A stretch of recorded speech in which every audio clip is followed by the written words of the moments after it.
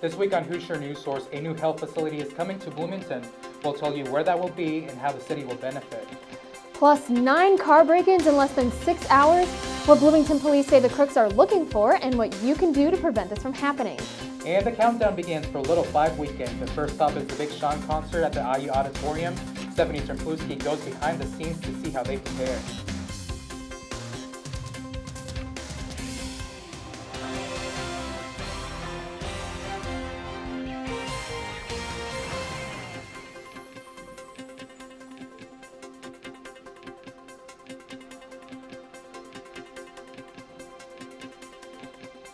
Hi, thanks for joining us this week on Hoosier News Source. I'm Ruben Solis. And I'm Molly Jurasek.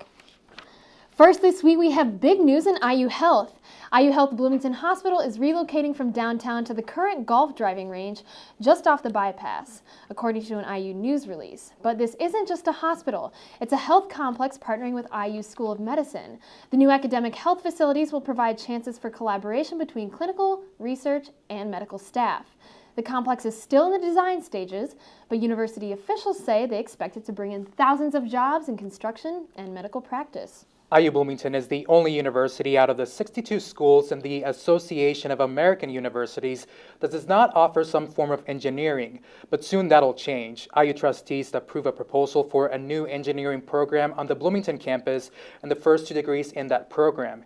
University officials say trustees approve a bachelor's degree and a PhD degree starting in 2006.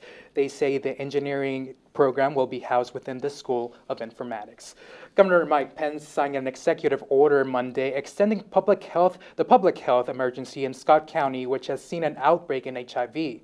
The original health emergency was declared back in March, ordering the state to provide additional tools to tackle the outbreak. As of April 17th, the State Department says that there have been confirmed 128 cases of HIV and 6 preliminary cases in Scott County.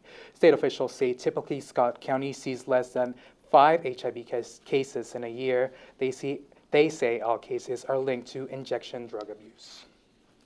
Students who park near Memorial Stadium, listen up.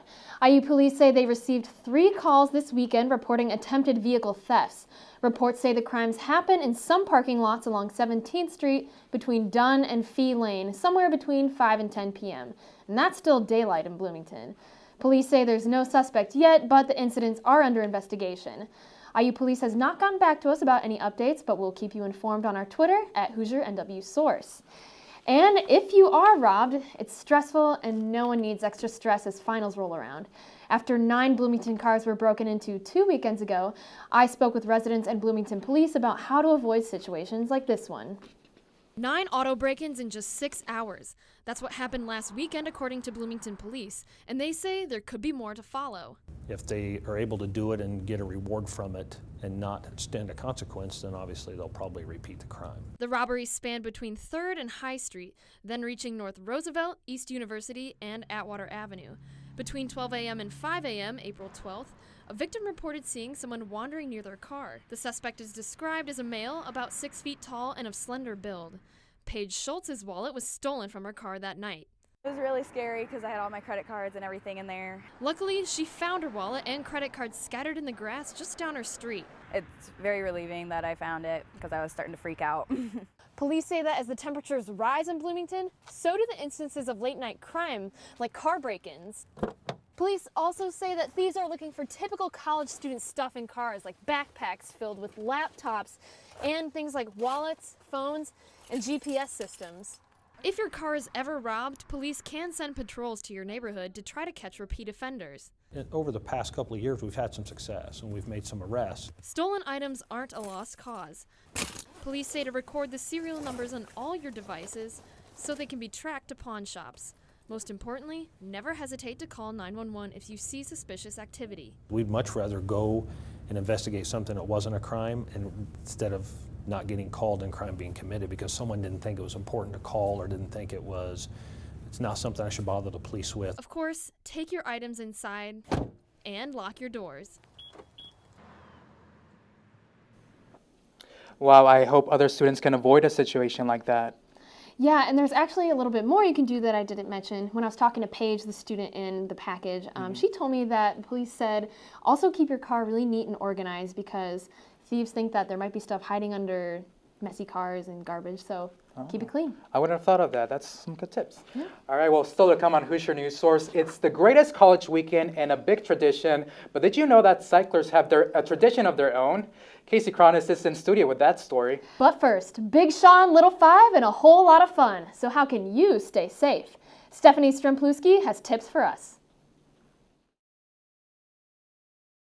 Molly, Big Sean should be bringing a big crowd to the auditorium for the Little Five concert this week, but along with Little Five comes a little trouble. So our own HNS reporter Stephanie Strempluski shows us how the auditorium prepares and what they do to protect concert goers.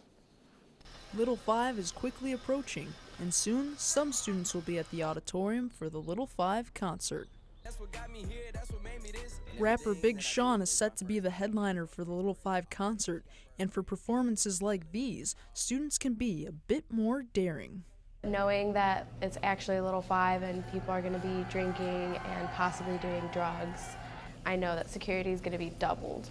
For its biggest events, the auditorium hires an outside security company called ESG to assist campus security. We have security checks before people enter the building. We also are looking out for people who arrive intoxicated. Transportation will not be hard to find before or after the show. Attendees, especially if intoxicated, are encouraged to take a shuttle bus, an X-Bus, or an Uber ride to and from the event. Union Board has partnered up with the Student Foundation to have a table in the lobby with coupons for Uber rides. With a sold-out crowd of 3,200 people, it can be very difficult to keep an eye out for everyone. The other thing that we like to encourage folks to do is if they see something, say something to one of our staff members. We really rely highly on the guests who are here to help keep an eye out and make sure that everybody's having a good time and is safe. For Hoosier News Source, I'm Stephanie Strempluski. Now, the auditorium will send out emails to those who purchase tickets about prohibited items in the venue. And of course, Little Five is a big college tradition, but we heard that the cyclists of the Little Five races have a tradition of their own. HNS reporter Casey Cronus joins us in studio with more. Casey? Thanks, Molly. The Little Five races are this weekend, and there's a tradition they share with professional cycling that even longtime race fans might not have noticed. Like the leader's yellow jersey at the Tour de France, cyclists at Little Five wear distinct jerseys too. 3, 2, 1. Little 500 is a 65-year-old tradition known for being America's greatest college weekend. But one custom hasn't gotten much attention since it started in the 70s. You choose your jersey color based on where you qualify. So on qualifications, it's a 4-lap run, and basically based off your time, you're seeded into the race. The higher you qualify, the better your chances of getting the color you want. Quals, modeled after the Indy 500, also dictate the order number that teams choose their race pit. This year, some teams dealt with undesirable weather and track conditions. There were a lot of teams that aren't normally in the top 10, qualified in the top 10. But even after qualifying 17th, rider Kyle Knight wasn't upset about the circumstances. You just gotta go with what cards you're given, and we're just lucky to be in the race. Out of 33 jerseys, the most coveted colors are yellow, green, and white. Yellow signifies last year's race winner.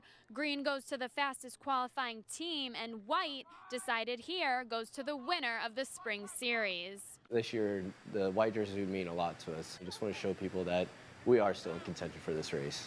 There are 11 solid colored jerseys in total, the remainder being mismatched. Both Bailey and Knight say solids are the first to go. It really is quite something to be standing on the infield for the very start of the race and seeing a packed Bill Armstrong Stadium and all the jersey colors. You can almost pick out the fan sections because it's almost every color of the rainbow is represented as you turn 360 around. This is one tradition that's here to stay. At this year's race, Right Cycling will wear green and the Black Key Bulls will wear yellow for the men's race, Melanzana in green and Theta in yellow for the women's race. Both the Black Key Bulls and Theta won the Spring Series events, and since jerseys were already assigned to those teams, no one will wear the white jersey at Little 500. Wow, I didn't know a lot of that stuff. That was really interesting, Casey. Thanks for that report. Yeah, Thanks, thank guys. you. And among the many activities that take place throughout the week, this Friday, a documentary about the event will debut. It's called One Day in April. And Ruben, what makes the film even more special to the Bloomington community is that it was shot and produced by an IU grad, Tom Miller. And Miller exposed his roots as a Hoosier and documented Little 5 events for the film. It follows 4 teams as they train for race day, but it was more than the race itself that intrigued Miller. So much of the film is just about people. You know, so much of the film is just like, who are these people? Like, what is driving them to do this? It's not like, you know, it's really easy to reduce Little 5 to 2 things, this really giant bike race and all of this partying. But, you know, you lose a lot of the stuff that makes these people so fascinating, you know, and so interesting. So I think that was just really important to us.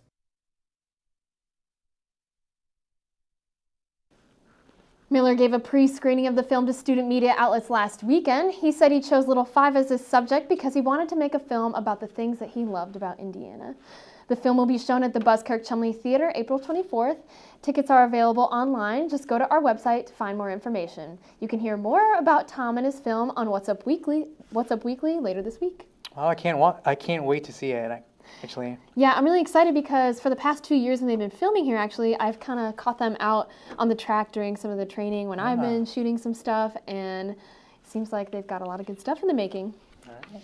Well, that's all we have for you this week on Hoosier News Source. Remember, we want you to join the conversation, so tweet us at HoosierNWSource and like our Facebook page, IUSTV News. Plus, check out our website, iustv.com, for even more campus and local news.